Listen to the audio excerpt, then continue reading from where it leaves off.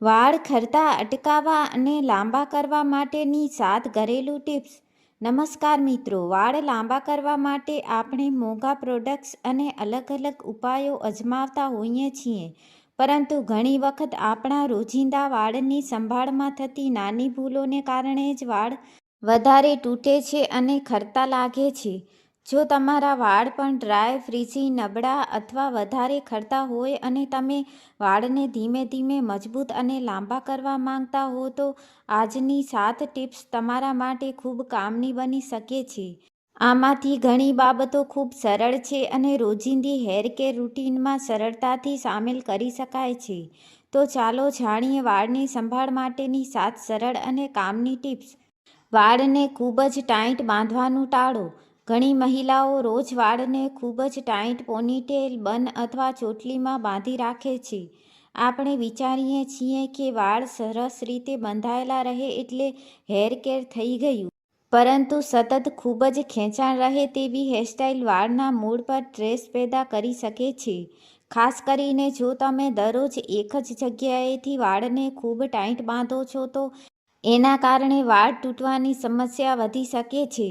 એટલે શક્ય હોય ત્યારે વાળને થોડા ઢીલા બાંધો. ઘરે હો ત્યારે વાળને સતત ટાઈટ બાંધી રાખવાની જરૂર નથી અને સૂતી વખતે પણ વાળને ખૂબ ખેંચીને બાંધવાને બદલે ઢીલી ચોટલી રાખી શકો. આ એક નાની આદત છે, પરંતુ લાંબા સમય સુધી વાળને અનનેસેસરી પુલિંગથી બચાવવામાં મદદ કરી શકે છે. ભીના વાળમાં જોરથી કાંસકો ન ફેરવો.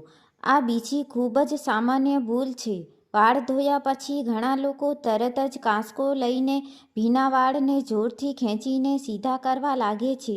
પરંતુ ભીના વાળ વધારે નાજુક હોય છે અને સરળતાથી તૂટી શકે છે.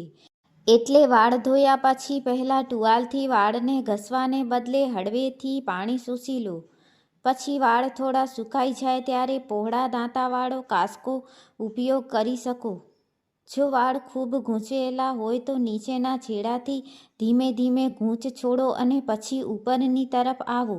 એકદમ ઉપરથી કાંસકો ખેંચવાથી ગૂંચ વધારે ખેંચાય છે અને વાળ તૂટી શકે છે.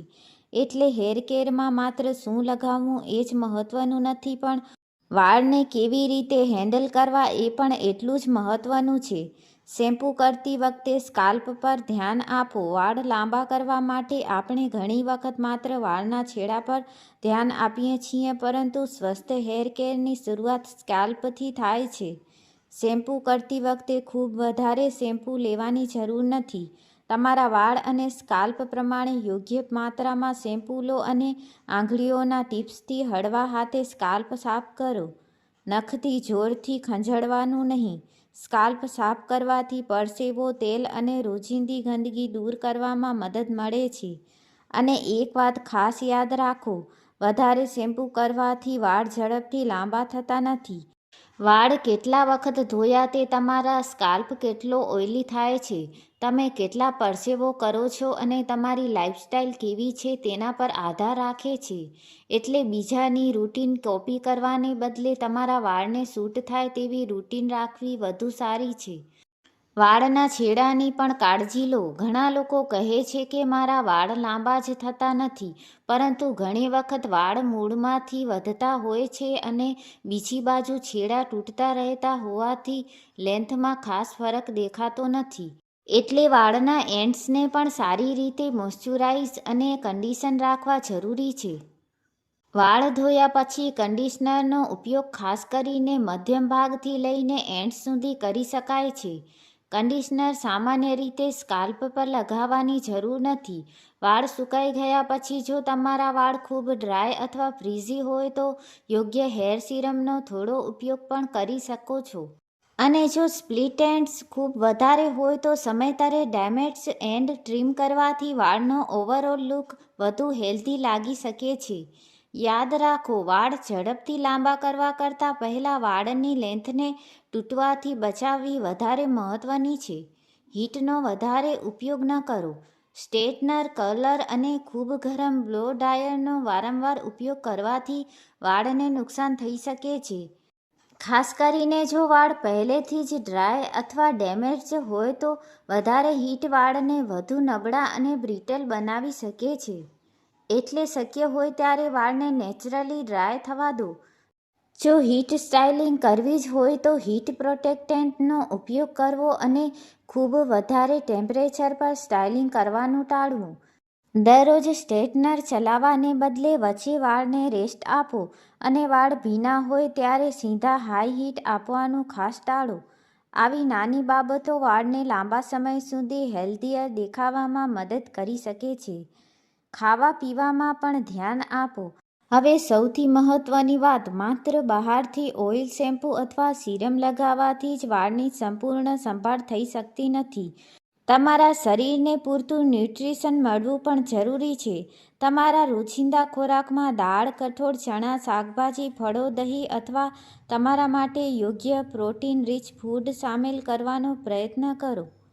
પાણી પણ પૂરતું પીવું મહત્વનું છે. જો કોઈ વ્યક્તિ ખૂબ ઓછું ખાય, વારંવાર મીલ સ્કીપ કરે અથવા બેલેન્સ્ડ ડાયટ ન લે તો ઓવરઓલ હેલ્થ સાથે વાળની સ્થિતિ પર પણ અસર પડી શકે છે.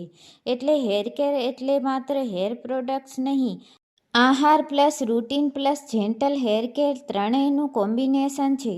અને જો તમને અચાનક ખૂબ વધારે હેરફોલ થાય, બોલ્ડ પેચેસ દેખાય અથવા લાંબા સમય સુધી હેરફોલ ચાલુ રહે તો ઘરેલું ઉપાયો કરતાં ડર્માટોલોજિસ્ટ અથવા ડૉક્ટરની સલાહ લેવી વધુ યોગ્ય છે. વાળને રોજ થોડો સમય આપો. છેલ્લી અને સૌથી સરળ ટીપ છે હેર કેરમાં કન્સિસ્ટન્સી રાખો.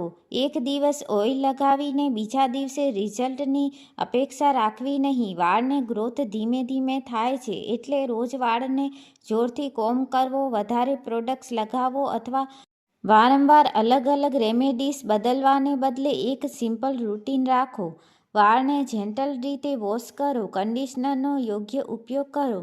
ભીના વાળને ખેંચીને કોમ્બ ન કરો. ખૂબ ટાઇટ હેરસ્ટાઇલ ટાળો અને હીટ સ્ટાઇલિંગ ઓછું રાખો. તમારા વાળને શું સૂટ થાય છે એ ઓબ્ઝર્વ કરો અને જે વસ્તુથી સ્કાલ્પમાં ઇરિટેશન, ઇચિંગ અથવા વધારે ડ્રાયનેસ થાય છે તેને બંધ કરો.